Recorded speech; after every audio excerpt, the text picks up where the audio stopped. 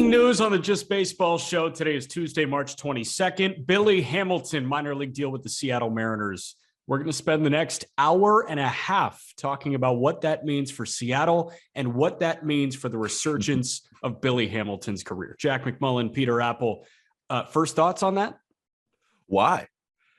They have so many outfielders. They just got rid of Jake Fraley, the ultimate home run robber. So maybe they're trying to replicate that success with Billy Hamilton. And I got to say, betting on baseball all year round, Fraley's my guy. Maybe Billy Hamilton's the next guy for the Mariners. He's going to be a great Tacoma Rainier, AAA legend, Billy Hamilton.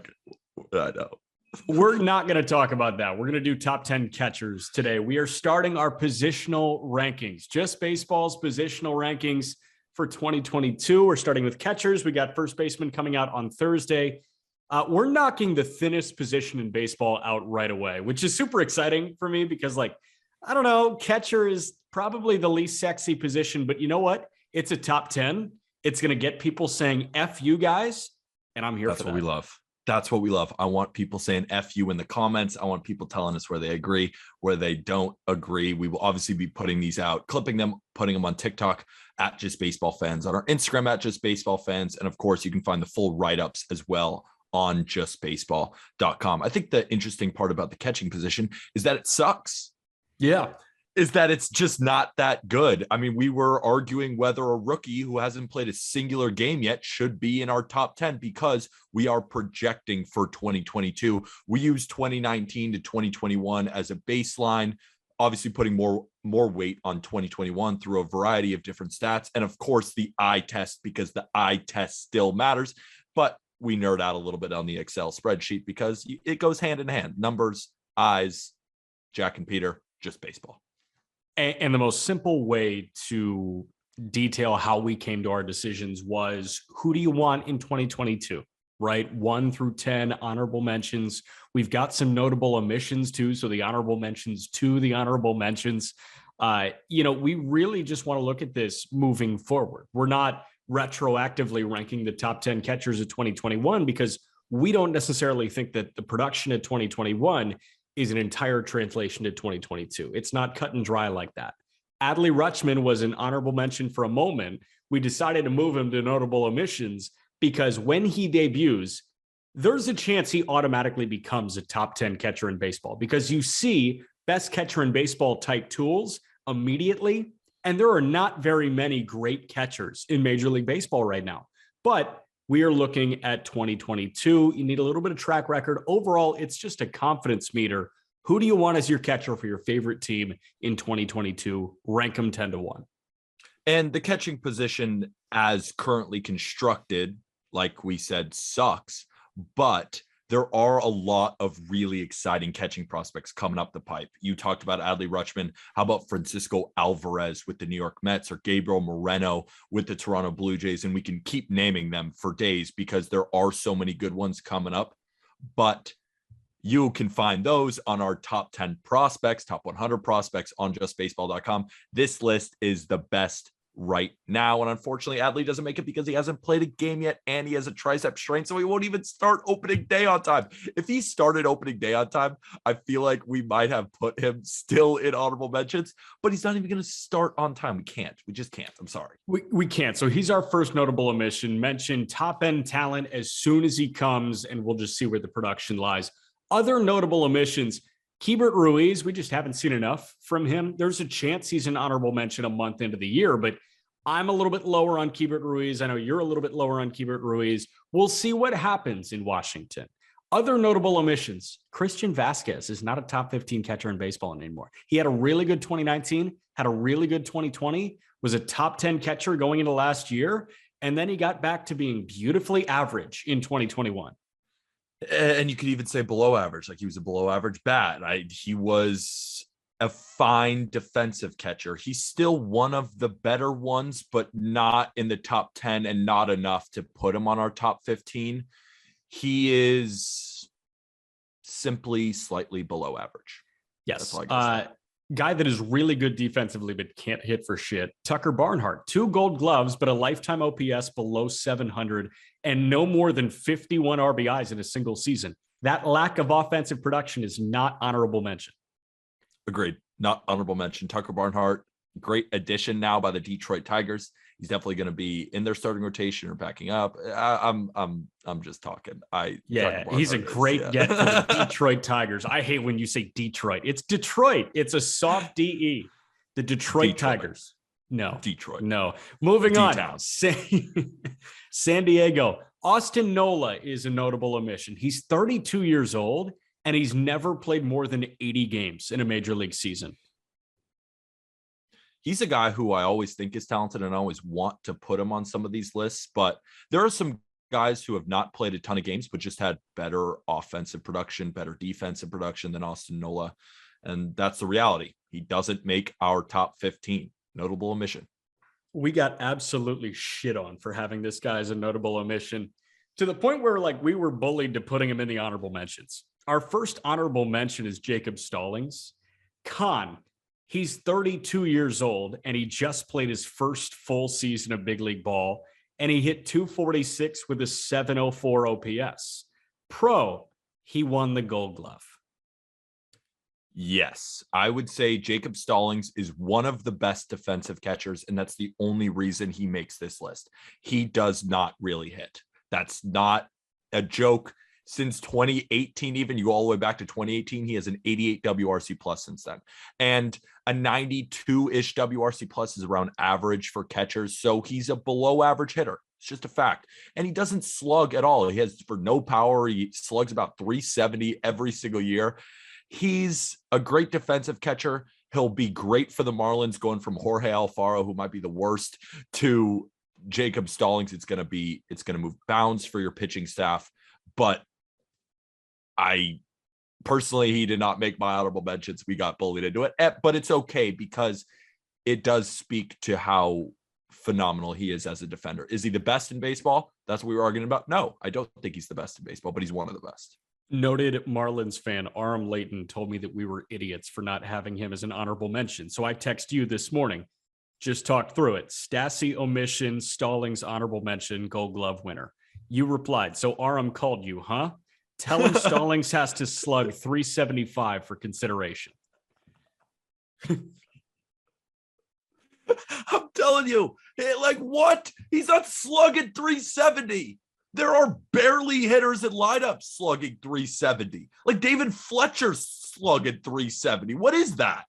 Another guy on the edge is who I just mentioned, Max Stassi. He was a wash in Houston that was revitalized in Anaheim. OPS up about 80 points from Houston to Anaheim, has been above average in the OPS plus department, and he plays really good defense. The problem is he doesn't play that often.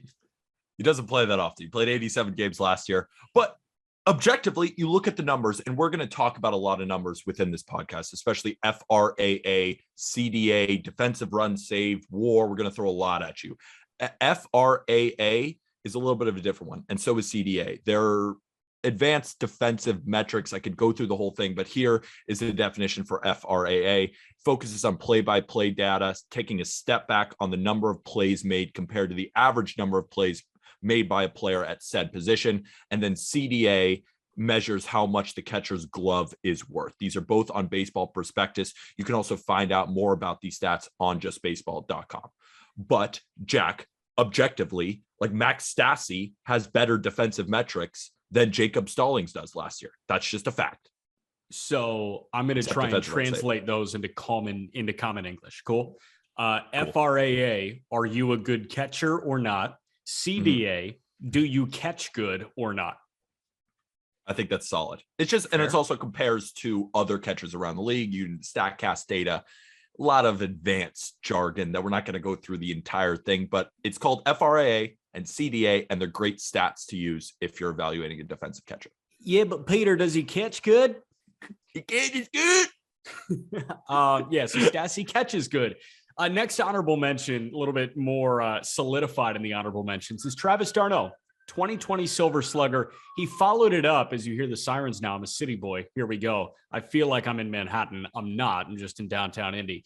2020 Silver Slugger. He followed it up by his batting average dropping from 321 to 220, and the OPS dipping from 919 to to 671. Granted, 919 OPS came in a 60-game season. 671 came in 162. But Travis Darno, he's pretty solid. And you know what? He's a postseason performer, and that makes him an honorable mention.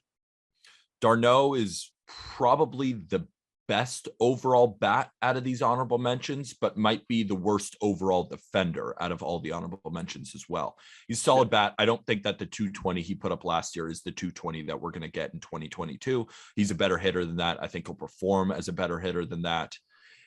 You haven't mentioned one of our honorable mentions yet. This guy might be the better hitter, but Darno still's got a big old bat, and he's a fine defender. He's not great, but he's not bad either.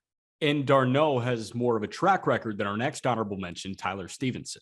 A great rookie season that saw him finish 6th in NL Rookie of the Year voting. He played in 132 games. He hit 10 homers. He had an OPS just below 800, but he kept the K rate under 20%, and the walk rate was over 10%. And overall, an average defensive catcher with some room to grow. So we ranked Tyler Stevenson, I think, 8th out of fantasy catchers. And the reason why Colby and I did that on Not Gambling Advice was we really believe in the bat. And some of the advanced metrics may not even point to that. You know, the hard hit rate, I mean, he still hits the ball plenty hard. If he could just keep the ball in the air a little bit more, he's one of my favorite bats overall at the position. And he's still young. I think he's going to be even better next year. I really like Tyler Stevenson. He's one of my favorites. Yeah, and then one of the GOATs at the position is our last honorable mention. Yadier Molina is still Yadi Molina. He was a 2021 All-Star. He's a 9-time Gold Glover, a 4-time Platinum Glover. And you know what? From Yadi, with the leadership and still very strong defense, I'll take 252 with 11 homers from a 39-year-old. By the numbers, Yadier Molina is currently not a top 15 catcher. He just isn't. He's not slugging. I was making fun of Jacob Stallings. Same thing there. He's not the same hitter he once was. He's still a great defender, but he's not the elite defender. But ask yourself, do you want 15 other catchers behind home plate over Yadier Molina? It's hard to say that you do. He's a guy that sometimes you bypass the numbers and say, you know what, Yadier Molina has to be a top 15 catcher. And you could make the argument that you would put him in the top 10 still. Like, he is still the leader of all leaders in the clubhouse. He's the guy that, you know, if you have one game 7, you still might be choosing Yadier Molina. Like, at 39, 40 years old, he's still Yadier Molina, the future Hall of Famer. The way that dude commands pitching staffs and the way that dude commands base runners is next level, and it's Hall of Fame caliber. Is the bat Hall of Fame caliber is the big question. Is Yadier Molina a Hall of Fame baseball player? We don't have to make that decision. The writers who make wrong decisions all the time have to make that decision. So we'll see. And before we get into our top 10, it's important to note as well, Joe Posnansky, a guy who we interviewed, of course, on the Just Baseball show. I call him a guy, but I don't know why I called him a guy. That's honestly disrespectful because he's a legend. And he wrote the top 100, which you can find. We got to find the actual link. We'll include the link. The Baseball 100 is the book. The Baseball 100 is the book. And he said it perfectly. There is no perfect list. So that's all I got to say. Including the Hall of Fame. 10th best catcher in baseball is Carson Kelly of the Arizona Diamondbacks. There was some excitement here with Carson Kelly. He was the strongest piece of the return in the Paul Goldschmidt deal in 2019, and he has been decently solid since. Across 250 games with the Diamondbacks over 3 years, Kelly's hitting 240 with a 770 OPS. That's fine, but while the counting numbers may not be there yet, he's got a really solid bat to ball repertoire, and he has superb zone discipline. He's got a sub 20% strikeout rate and a walk rate over 12% coming off of a 2021 season. He's an average defender, a slightly above average hitter. With the excitement being on his side at 27 years old, he sneaks into a really thin top 10. He does. He sneaks into a really thin top 10. You could make the argument that he could be a notable omission or even, you know, one of our honorable mentions. But I just, like I said, kind of with Tyler Stevenson, I believe in the bat a little bit more than some of the other players on this list. He has a solid hard hit rate. He keeps the ball in the air. Like you said, he's an above average defender. I'd say, you know, he rates around average in framing, around above average in his pop time, just has a solid bag of talent. And, it's a 6'2", 212-pound, 27-year-old. He was a second-round pick by the Cardinals. He's got some pedigree there. You're right. He doesn't really chase. He takes his walks. His spray chart is even nice. He's spraying the ball over the ballpark. He's a 240 hitter, but his expecting average, again, is 251. It's just everything about Carson Kelly I expect to be better. The expected stats point to that. He's 27, only going to get better. For 2022, I think he will end up being a top 10 catcher. And I remember we ranked him pretty highly at the beginning of last season because we saw the potential and he got off to such a hot start. I think he can replicate that performance, and it's just all about him staying healthy. And if he does stay healthy, we're looking at a definitive top 10 catcher in my mind. Yeah, I'm with you. Carson Kelly, he is exciting. And what I love is the zone discipline. I mean, he does not chase bad pitches. If you have a catcher that is not a liability, chances are they're an above average catcher, liability offensively.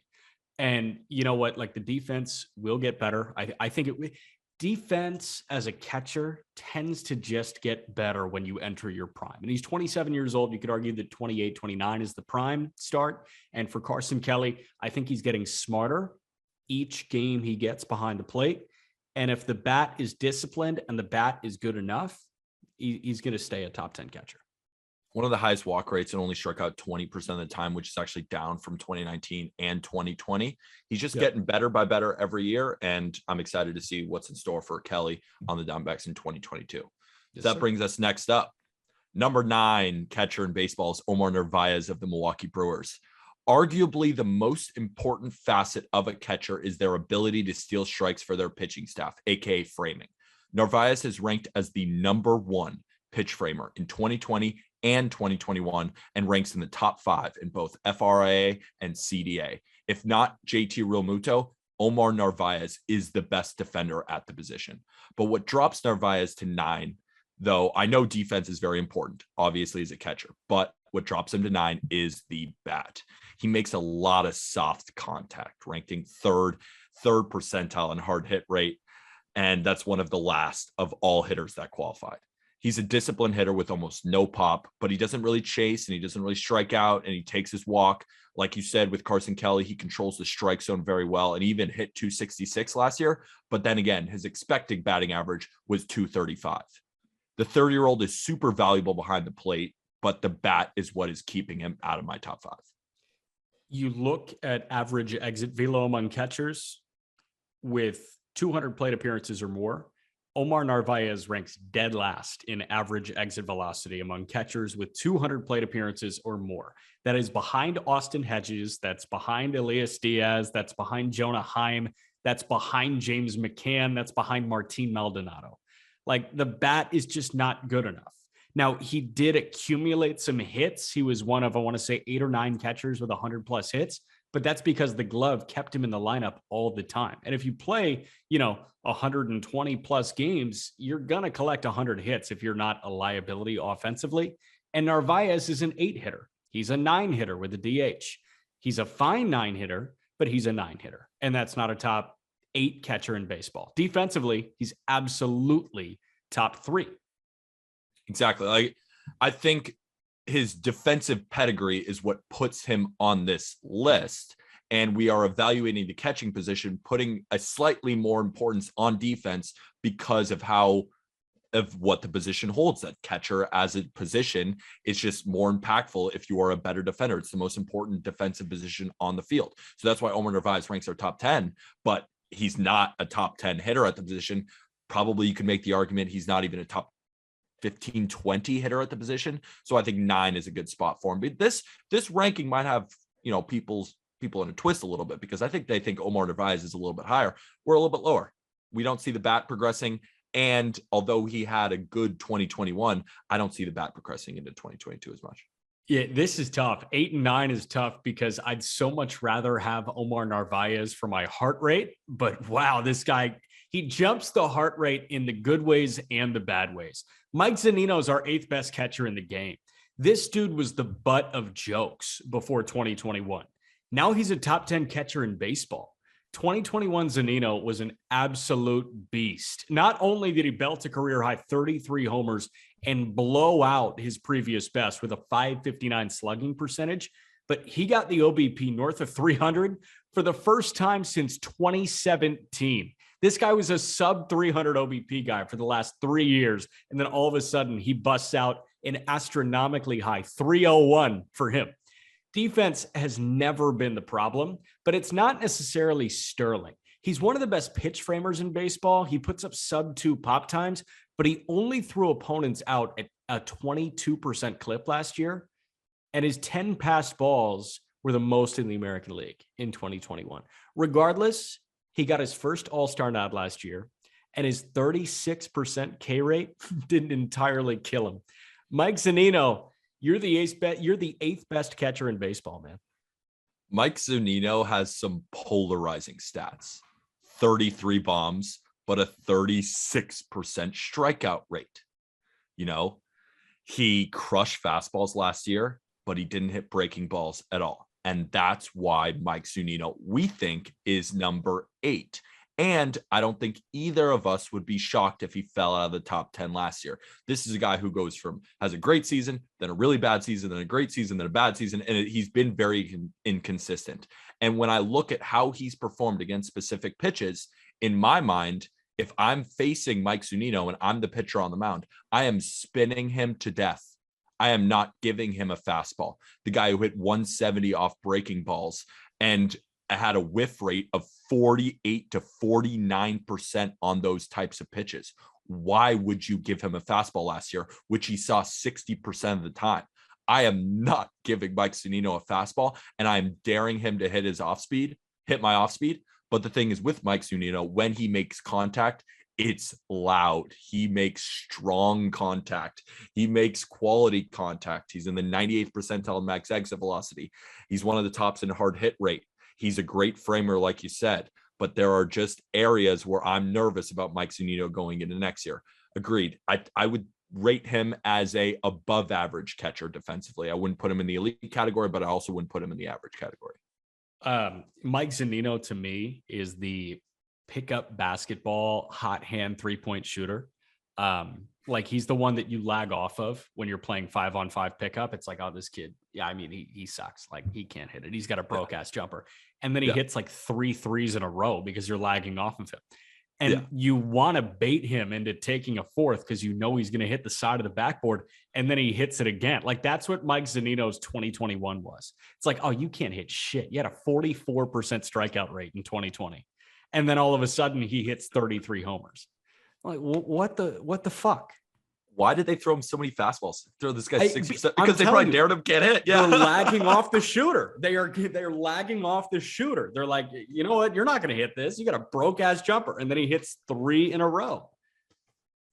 That's what we're doing with Mike Zunino. It's hard to rank this guy because he did finish 3rd in WAR. Like he was a prolific player last year, and so you're going to look at the numbers and be like, how is he 8? Look at where he was in framing. Look at the WAR. Look at the home runs. Look at the slugging. Look at the OPS.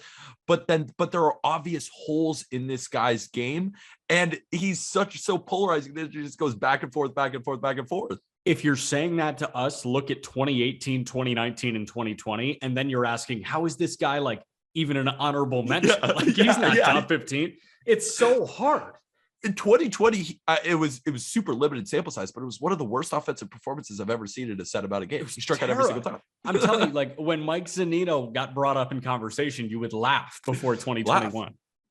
And now, but he was kind of great last year. He was awesome. Striking out so much. Yeah, but he hit bombs. So hit absolute tanks. Number 7 is Sean Murphy of the Oakland A's. Let's start with the facts when it comes to Sean Murphy. He's a top 5 defender at the position.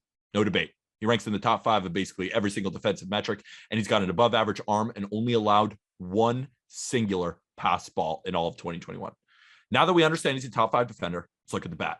In his first full season, it wasn't really what we hoped, right? He hit 216 with a 306 on base and a 99 WRC plus. He didn't really take his normal amount of walks. So what do we expect from 2022 Sean Murphy? Jack, I swear it'll be better. His expected stats point towards some bad luck, but he's still hitting the ball harder than most catchers. He makes a lot of quality contact, but his counting numbers might not jump off the page because of the enormous ballpark he plays in Oakland. But getting out of Oakland is certainly going to help those counting numbers. But even if he stays in Oakland, the bat should definitely improve as he enters his age 27 season. Sean Murphy is one of my favorite catchers on this list. Quick thought on that, and then I want to explain why I'm hopping right into the next guy. Quick thought on that is now you have nobody to work around before you get to Sean Murphy. Olsen's gone. Chapman's gone. They are depleting their offense, and now Sean Murphy is the focal point of the Oakland A's. If he stays, the best thing to happen to him is if he is traded and he can hide again, because then he breaks out. Here's why I'm going to jump into number 6 right now. We spent a really long time on the phone trying to decipher the difference between 6 and 7. You think Murphy is better than 6. I think 6 is better than Murphy. So I'm going to jump into Wilson Contreras right now, and we can debate here. Wilson Contreras is the 6th best catcher in baseball, and I put my foot down on this one. Wilson hammers baseballs.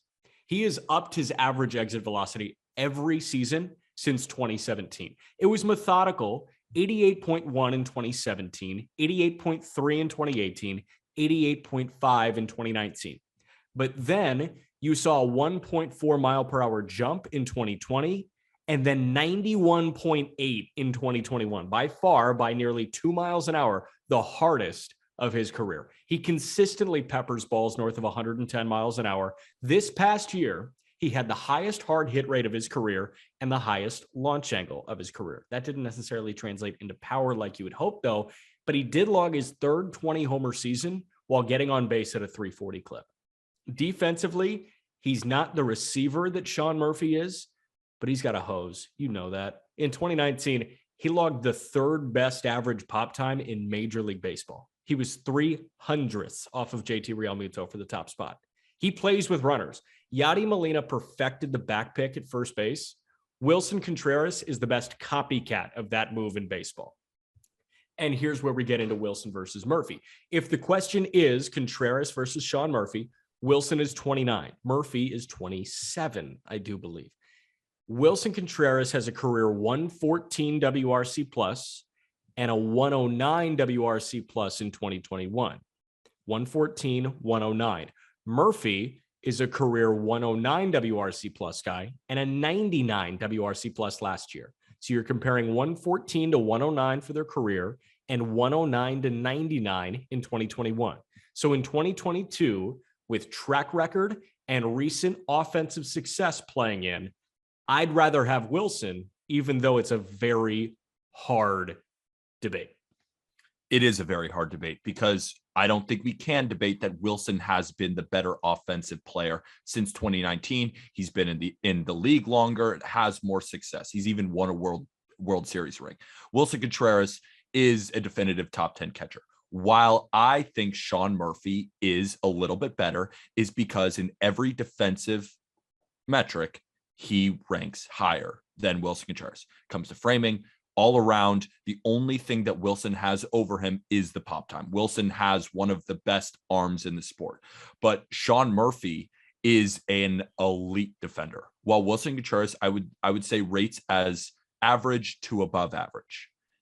Now, you said it yourself, the WRC plus totals. Sean Murphy had a 99 in 2021 in his real first full season, but every single one of Sean Murphy's expected stats points towards some bad luck. Wilson, not really the case. So I think what we got from Wilson is what we'll see in 2022, or a worse version as he starts to enter the age 30. While Sean Murphy, I think, will only start to rise up. That's why I would just take the better defender, the younger player, who I think has as much offensive upside, but just hasn't delivered that yet.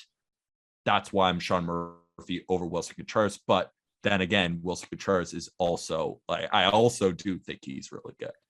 If Sean Murphy and Wilson Contreras were in identical spots, identical situation, they were both trade targets, I'd rather trade for Sean Murphy right now.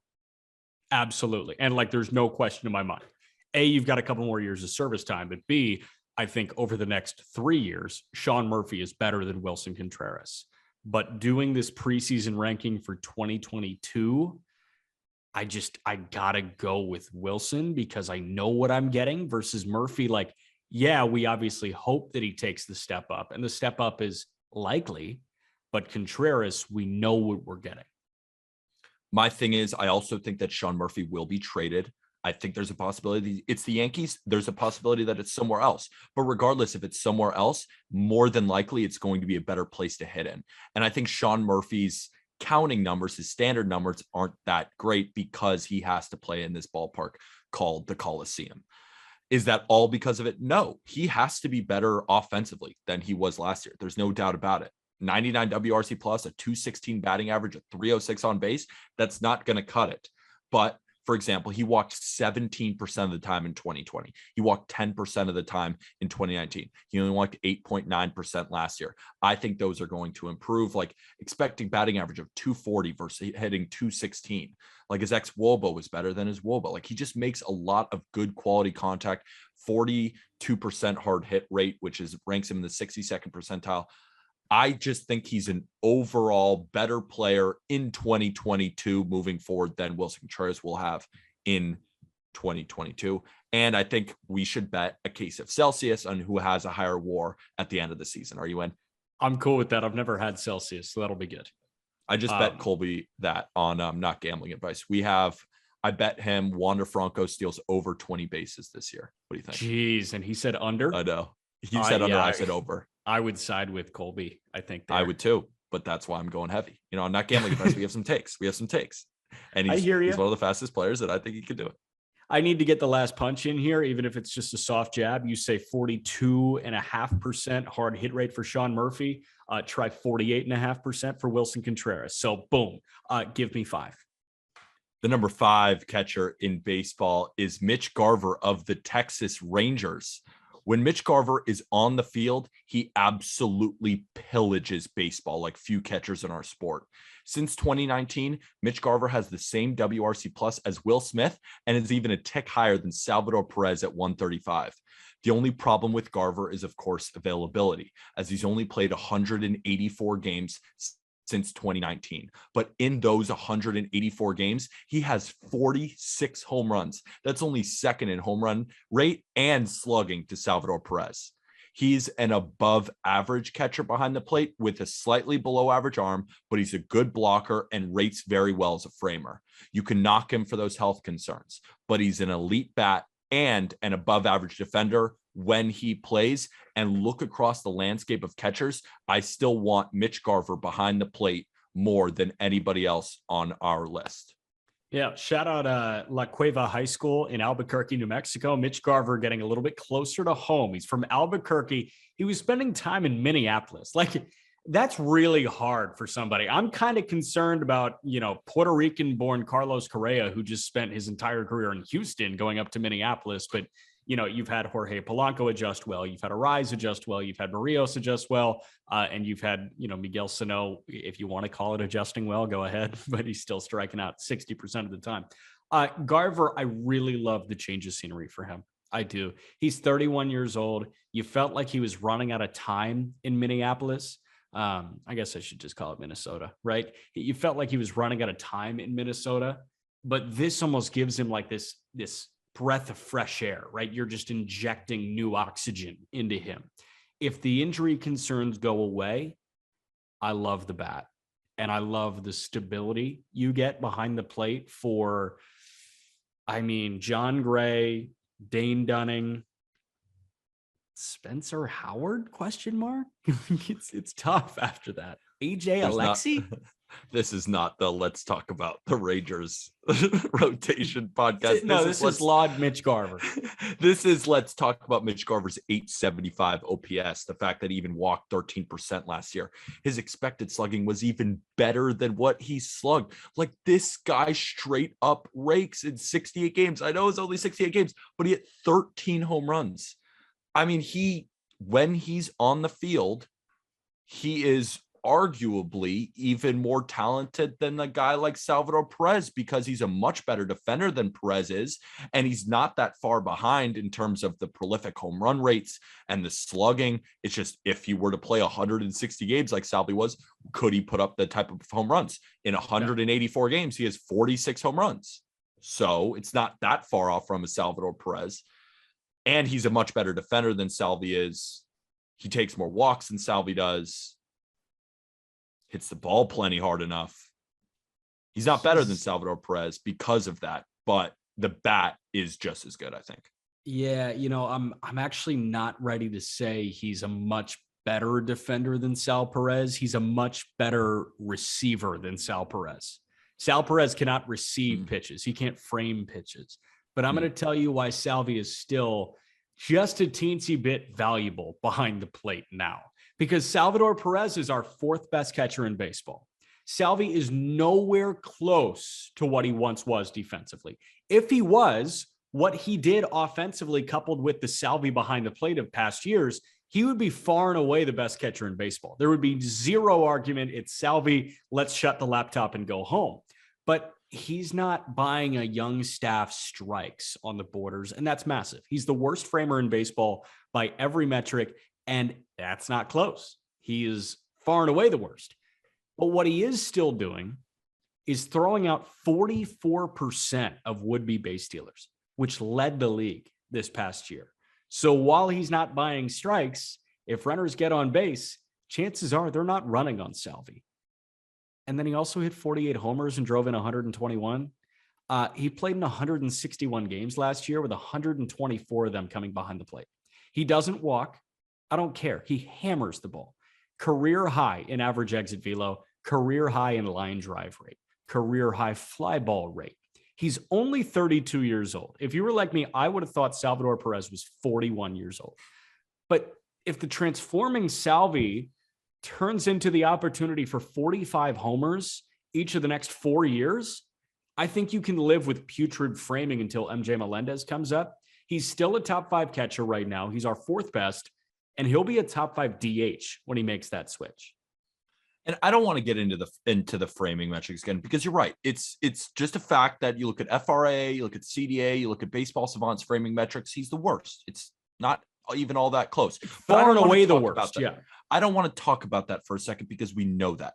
I want to talk about the fact that he's not walking that much. And the reason he's not walking that much is because that's not his fucking job in that lineup. Yeah. What is it good when Salvador Perez is the only power hitter in the lineup with any slugging at all? Like, even a guy like Whit Merrifield isn't hitting anything either. He has to be the guy to swing at maybe some pitches that he's not getting. Like, he has to drive in runs so the Kansas City Royals can even put up numbers on the board. He has to swing more. He has to go after that pitch because he has to drive in runs for this team to win. A Salvador Perez walk leading to a fifth hitter of Hunter Dozier doesn't do anything for the Kansas City Royals, people. Salvador Perez, if he was the fifth hitter in the White Sox lineup, or if he was in the Yankees or the Astros, he'd take his walks because he has Kyle Tucker behind him. Yeah, he'll take his walks. He'll get on base. But also, if he gets on base, that's another thing we're going to talk about Yasmani Grandal. These catchers, if they walk so much, they're horrible base runners. They're not scoring runs. They're not even scoring from second base. So a walk is not as valuable to a catcher as it might be to another position player with a little bit more speed, because you get on the base pass to run around the base pass to score runs for your team to win. And we're bringing it full circle, and that's Salvador Perez at 4. I love how animated you just got. Salvador Perez is 6 for 7 in his career in stolen base attempts. So he's incorrect. A speed demon. Great. Yeah. He's he's one of the best on-field leaders in Major League Baseball. Absolutely. Because his job is to be the anchor. I'm thinking of other guys like Joey Votto for a minute had to be an anchor. And yes, he still walked. He had plate discipline, but he also didn't strike out. Like, he knew if he had to produce runs, he was going to go produce runs. And Salvi produced 121 runs for one of the most underwhelming offenses in Major League Baseball last year. That's commendable. Facts. Top 5 cannot be any lower than 4, in my opinion. I think if he's lower than 4 on your list, like, these next 4 are the 4 best catchers in baseball. This is the tier, right? Where Salvi, I don't want to ruin it, but I will. I'll ruin it with number 3. The third best catcher in baseball is JT Realmuto of the Philadelphia Phillies. JT Realmuto is still among the elite catchers in baseball, especially on the defensive side. I still think he's the best overall defender at the position. He ranked number 1 in pop time, number 1 in FRAA and CDA, 4th in WAR, and 10th in savant framing metrics. What drops him down to 3 is the downturn of offense. He's still an above average bat, but he's striking out the highest rate since 2020, and the power took a dip last year to go along with the 782 OPS. He's still a crazy good athlete. He stole 13 bases last year, which led the position, and registered the same sprint speed as center fielders Trent Grisham and even Shohei Ohtani. Still, there are a few catchers right now that you might want over JT Realmuto, but he's still one of the most defendable. He's still one of the most dependable and defendable in the entire sport. Saying his name, JT Realmuto, made the rest of my words go kerflooey, but we got it all down. Yeah, Rio Muto, in order to be number 1, needs to be the gold standard on both, because that's what we expect from him. And the reality is we just saw his new floor last year, and he's still 3. That tells you how skilled Rio Muto is. He can fucking run. He's a great athlete. He's the best defensive catcher in baseball. He can run. And oh, by the way, if you look at batted balls at 95 plus, only Salvador Perez had more at the catcher position last year. So he puts good contact on a lot of baseballs. Problem is, he just wasn't getting the production that he needed to be the top catcher in the game last year. Can that change within the first 2 months of the season this year? Will it? Absolutely. I don't know. But even since 2019, like, we're not just taking 2021's offensive production and being like, okay, now he's not the best hitter at the position.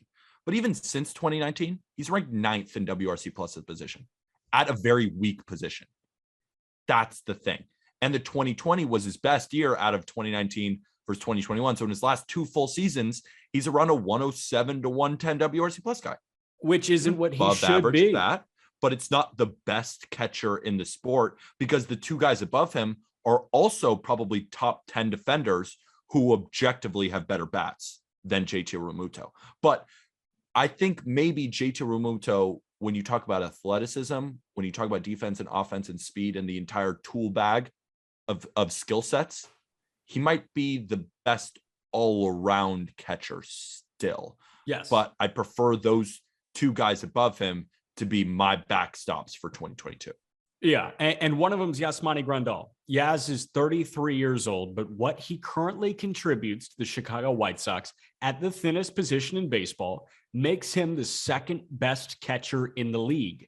The joke pre-All-Star break was that Yaz was hitting 188 with a 200-point jump in OBP. He was hitting 188 with a 388 OBP, but he went ballistic after the All-Star break. Injured for a bit, but in 30 games during the second half of the year, he hit 337, had a 481 OBP, and had an OPS at 1150. That's dumb. He's not a prototypical framer per se. He's middle of the pack there, but he's one of the most reliable defensive catchers in the game. And I've heard from many pitchers, they rave about how Yaz commands a staff. And I know anecdotally, Lucas Giolito was worried about transitioning from having James McCann as his personal catcher to Yasmani Grandal, who they wanted to be the full-time guy, knowing they wouldn't re-sign McCann. It's worked really well. Grandal instills confidence in all of the pitchers that throw to him. There's a reason Rodon was really good. There's a reason Lance Lynn was really good.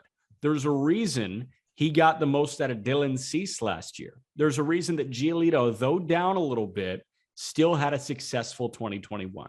And there's a reason that the bullpen, Kopech, Bummer, Hendricks, keep going. Crochet was fine too.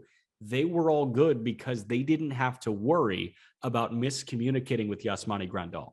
He is a reliable defensive catcher, and the dude gets on base all the time. Hard to poke holes in Yasmani Grandal's game. The only thing that I guess you would poke a hole in is possibly health. I mean, as you said, he's 33 years old. He only played 93 games last year, but He's been pretty healthy throughout his entire career. I would say that if you took 2019 to 2021, you took every defensive metric you could find, you take every offensive metric you could find, Yasmani Grandal probably rates out as the number one overall catcher for everything that he can do, from take his walks to be such a disciplined hitter. He still hits the living crap out of the ball. And like you said, he's a well above average defender. Overall, he led catchers in average exit velocity. 93.1 compared to 93 for Salvi. And Salvi hit 48 homers. Exactly. When he hits the ball, it's quality. He hits the ball in the air, hits a lot of line drives, keeps the ball off the ground. There's not a lot to hate about Yasmani Grandal. He is, I think, definitely the second best catcher in the entire sport. But I think the only thing that keeps him from number one is because what we're again projecting from the number one guy. There's little things here and there that you could poke holes in, but I mean, can you poke many holes in Yasmani Grandal's game? I mean, he runs like he has winter boots on. He is slow. Like next level slow. Maybe slowest guy in baseball.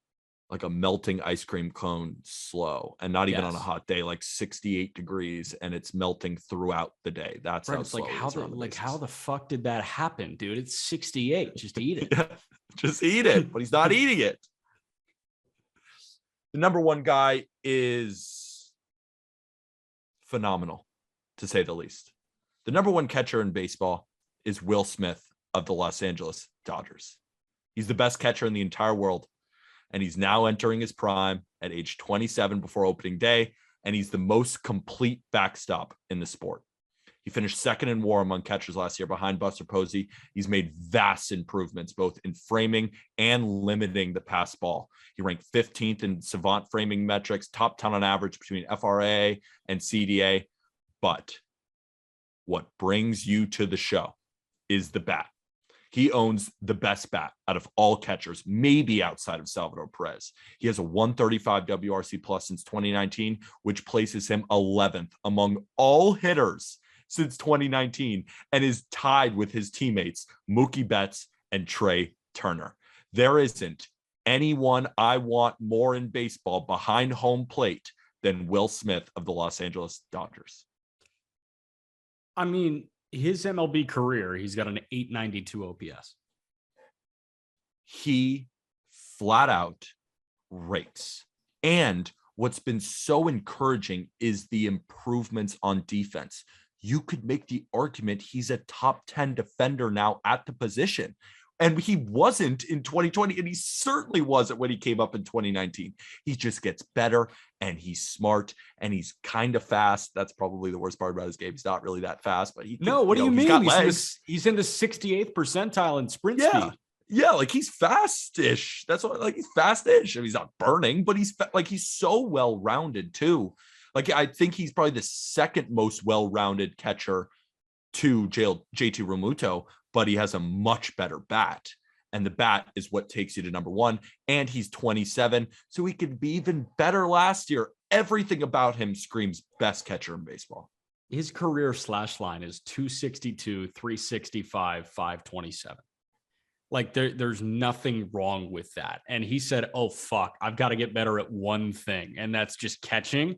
And he decided to get really good at catching. I mean, he frames pitches. He deals with an electrifying staff. He's really good at dealing with them. And he's just the best catcher in baseball. Like, there's no other way for me to articulate it. Yeah. I don't need to like flower it up. He's just the best. And he's 26 years old. He's going to be the best for a minute until Adley Rutschman really fulfills his prophecy of being the GOAT. But I don't know if he will. He's a catcher at 1-1. Okay, we'll give him the benefit of the doubt. Adley's got a higher ceiling. But if Adley turns into Will Smith, the Orioles are thanking their lucky stars. If Adley turns into Will Smith, that's the 98th percentile of Adley Rutschman. Think about it. To have a bat like Will Smith combined with top 10 defense and the speed at 68th percentile and the postseason success as well. He thumps in the postseason. He's got countless memories as ever since he's been up. He's been in the postseason now with the Dodgers every single year. So we get to see him in the limelight, and he always succeeds. He's a thumper. If Adley turns into Will Smith, like you said, you're thanking your lucky stars. And I think there's a very strong possibility. I would say it's more likely that Adley does not turn into Will Smith. I think it's more likely considering Adley is like 2 years younger. Hold on. I'm gonna try poking a hole in Will Smith right now. I'm looking for anything. Try. Yeah, I've Me got the too. I splits tried. up. Lefty bat against left-handed pitchers. He's got a 732 OPS, which is still solid enough. Let's see.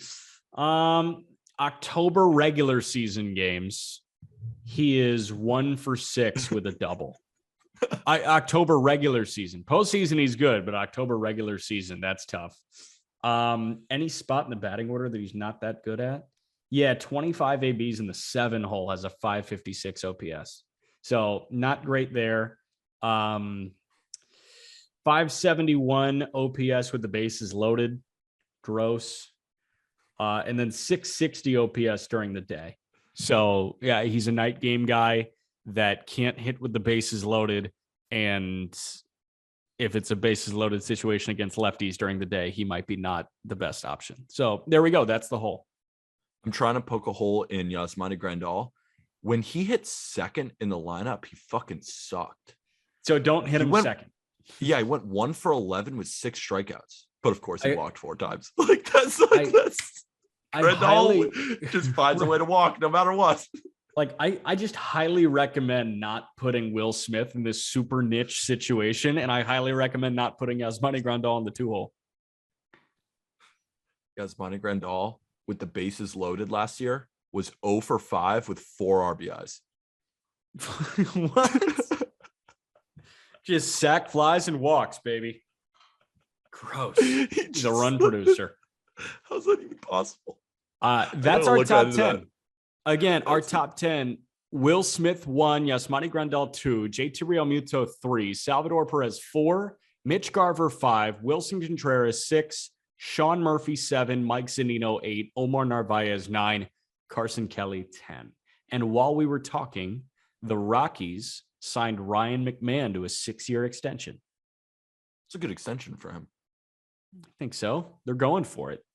They're going for it. Well, you should extend him. I mean, you're a baseball team with players on your roster that you need to pay. I get that one because one of them's good. Yeah, one of them's good. So extend him. We got a good Instagram comment that was like, Jack needs to get his Connor Joe jersey right now. So I mentioned it on the pod. I think I'm going to go get a Connor Joe jersey. The title of this podcast will be Billy Hamilton to the Mariners. Ryan McMahon signs an extension with the Rockies, and we also did top 10 catchers. Yes, perfect. Maybe you don't have to put it in the headline. You could probably just put top 10 catchers in the sub headline, like the episode description. I might not even do that.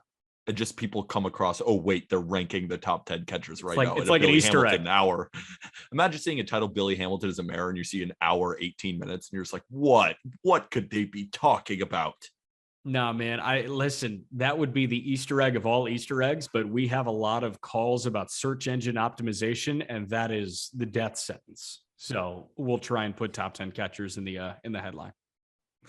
And with that, thank you, everybody.